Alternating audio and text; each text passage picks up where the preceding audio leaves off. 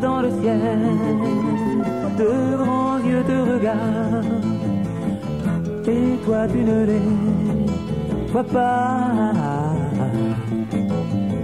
Tout là-haut dans le ciel, au milieu des étoiles, des gens vivent tout comme toi. Ça fait bien longtemps qu'ils sont venus pour créer la vie sur notre terre. C'est le premier homme qu'ils ont fait. Ils se sont mis à l'aimer.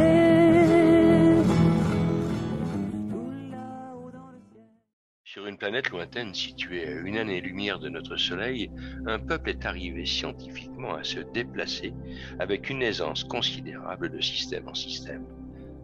Système solaire, système galactique et bien au-delà.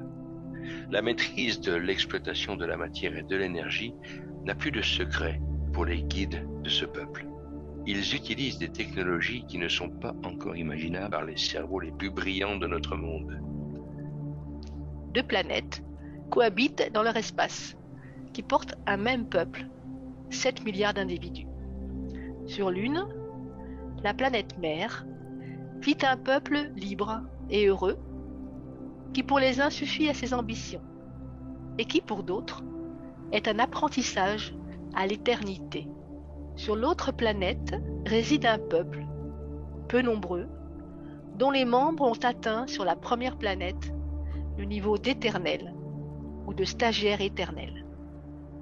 Le nombre de ceux-ci se chiffre à 700 femmes et hommes éternels, un petit nombre, car la barre pour atteindre ce niveau est très très haute. Si quelques-uns ont réussi leur chemin initiatique les amenant à l'éternité, ce statut d'éternel n'est pas gratuit. Les éternels sont par l'exemplarité de leur parcours les guides de leur peuple, guides hautement reconnus et respectés. Ils sont aussi garants du bien-être et de l'harmonie sur leurs deux mondes. Sur la planète des éternels résident aussi, et provisoirement, des membres d'autres peuples, provenant d'autres mondes, proches affectivement des éternels.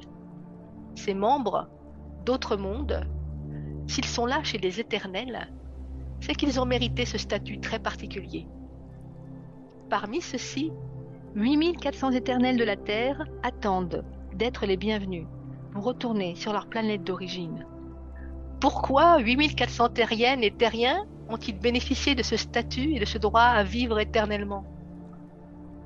Tout au long de son existence, l'être humain a reçu, lors de moments importants, voire difficiles dans son parcours, des enseignements venus du ciel que des élus ont transmis dans leur région à leur peuple. Ces élus ont été appelés les prophètes. Ils ont fondé des courants de pensée rassemblant les peuples, les religions. Ils ont permis, en accomplissant leur mission sur Terre, de révéler des personnalités au sein des peuples. Personnalités qui, par leur qualité de leurs pensées, de leurs propos, de leurs actes, ont élevé le niveau de conscience de l'humanité. Ces humains ont ainsi attiré l'attention de ceux qui sont venus du ciel. Heureux de constater les fruits de l'enseignement de leurs ambassadeurs, les prophètes, ceux qui sont venus du ciel ont alloué à ses disciples des places chez les éternels à la fin de leur vie terrestre. Quelles étaient les missions que ces prophètes ont reçues de ces êtres venus du ciel? Ce furent de tout temps, et ce jusqu'à aujourd'hui, des messages forts et importants, qui portaient toujours deux éléments indissociables. Premier élément, l'origine de la vie sur Terre. Rappeler au peuple concerné que la vie végétale, animale, aquatique, terrestre et aérienne a été créée grâce à une science incompréhensible pour les humains d'antan et par la volonté et les propres mains de ceux qui sont venus du ciel. Identifier qui a créé la vie sur la Terre par un nom, Elohim. Nom donné par les humains, l'interprétant comme un ou des dieux au pouvoir incommensurable. Ce mot hébreu est un pluriel, le singulier étant Eloah, signifie en réalité ceux qui sont venus du ciel, et non celui qui est venu du ciel. Aujourd'hui, c'est le temps de la révélation, l'âge de l'Apocalypse annoncé, où il est compréhensible que des êtres venus du ciel, des extraterrestres, soient venus terraformer la planète Terre et s'y soient installés pour développer un chantier énorme d'expériences scientifiques de création du vivant grâce à la maîtrise de l'ADN. Nous sommes, nous les humains, l'accomplissement merveilleux de leur œuvre sur la Terre. Deuxième élément à transmettre, la mission précise du prophète. Elle répond, comme à chaque arrivée d'un nouveau prophète sur la Terre, aux besoins de la société locale et du moment. 40 femmes et hommes ont été missionnés pour guider l'humanité durant son parcours initiatique. Ce sont celles et ceux qui ont été appelés par nos ancêtres, les prophètes. Le passage d'un prophète dans la société doit influencer doucement le ou les peuples concernés à prendre des virages décisifs pour leur avenir. Aujourd'hui, le dernier prophète missionné, Raël, a pour mission de démystifier les religions et de spiritualiser la science. Il n'y a pas de Dieu, il n'y a pas d'évolution. Il y a une suite infinie dans le temps et dans l'espace infini de créateurs et gardiens de la conservation du vivant qui ont eux-mêmes été créés par de précédents créateurs, et cela à l'infini. Le créateur potentiel d'aujourd'hui né sur la Terre déposera grâce à sa capacité à créer, s'il en est digne, de nouvelles créatures ici et là, à son tour, garantissant la perduration du vivant dans ce quartier de l'univers où il réside. Le créé échappe aux démons qui l'animent et vit son rôle de créateur, ou bien il est dominé par ces démons et s'autodétruit. Aucune civilisation ne peut sortir de son système solaire si elle n'est pas sortie vainqueur de cette épreuve universelle. Il en est ainsi à notre niveau, comme il en est ainsi dans les univers de l'infiniment petit, qui constituent les atomes qui nous composent et qui existent autour de nous. Dans l'univers au-dessus de nous, l'immense ciel que nous admirons, eh bien c'est un élément d'un atome gigantesque de l'infiniment grand qui compose peut-être un être humain qui regarde son ciel en se posant la question « Mais qu'est-ce que c'est que toutes ces étoiles qui brillent autour de moi ?» Il se peut qu'il ait compris qu'il est le résultat d'une expérience scientifique à son niveau, l'ayant posé là où il est actuellement depuis très longtemps.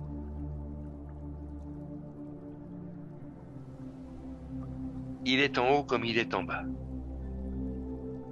Dans toutes ces dimensions, infiniment petit, infini milieu, infiniment grand, l'espace est infini. Le temps lui aussi est infini. Il est inversement proportionnel à la masse, du moins à la forme de vie. Une vie pour nous ici est une fraction de seconde pour cet être gigantesque, et une seconde pour moi de ma vie est une durée de vie d'un soleil de l'infiniment petit.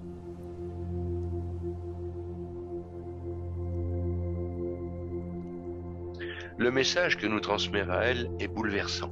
Il nous oblige à nous arrêter un instant et à confronter nos paradigmes à l'ensemble des révélations qui nous sont faites. Nous sommes arrivés à l'époque où tout devient compréhensible grâce à la science. Les humains s'engagent dans diverses voies intéressantes pour certaines, douteuses pour d'autres et purement suicidaires pour les inconscients. Qu'allons-nous choisir ? Utilisation de la technologie pour dominer ses semblables, c'est voué au suicide. S'amuser à transformer scientifiquement par transhumanisme nos atouts biologiques pour nous rendre supérieurs? Supérieurs à quoi et à qui? Créer un paradis terrestre comme chez les Elohim avec deux mondes, un monde où l'on s'épanouit tout au long de son vivant et où l'on en fait profiter la collectivité, un autre monde où l'on préserve celles et ceux qui se sont donnés entièrement au service de leur humanité pour les honorer et pour leur demander de poursuivre leur œuvre.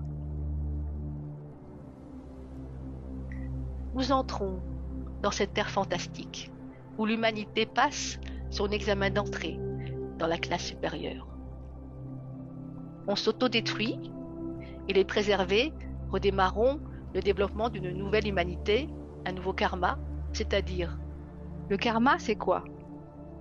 C'est la réimplantation par les créateurs de l'humanité des honorables terriennes et terriens recréés, préservés sur la planète des éternels, et les justes rescapés sauvés de l'autodestruction provoquée par la stupidité de l'humanité.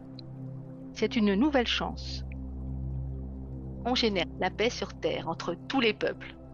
On voit ensemble un nouveau modèle de société guidé par l'amour, le progrès pour tous, le partage équitable du patrimoine planétaire. On construit une ambassade pour créer le lien avec nos créateurs. Et on confie la guidance des peuples aux éternels terriens qui attendent pour venir aider les futurs guides à conduire l'humanité vers une ère de bien-être propice à la culture personnelle, du bonheur de chacun. N'attendons pas que les temps soient propices pour commencer ces changements. Commençons dès maintenant. Commençons dès maintenant. Réveillez-vous parce que c'est maintenant qu'il faut s'engager. Il y a des gens sur Terre qui souhaitent améliorer l'être humain en utilisant les sciences nouvelles. On les appelle les transhumanistes. Ils pensent que nous pouvons, grâce à la science, améliorer nos caractéristiques pour être plus humains, plus performants dans nos qualités. Ils veulent créer une sorte d'évolution de la souche humaine. Bravo! Il est effectivement urgent de changer nos comportements vis-à-vis de nous-mêmes, de nos semblables, de l'environnement et de toutes les formes de vie sur Terre. Car si l'on continue à se comporter comme des barbares, il nous reste quelques années à exister sur la Terre. Ce sera l'autodestruction. Les transhumanistes veulent se donner les moyens pour réaliser leur objectif avec ceux qui veulent les suivre. Voici un message qui leur est adressé particulièrement. Appel aux transhumanistes.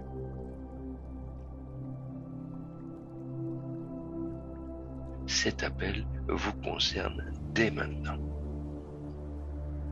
Appel aux transhumanistes.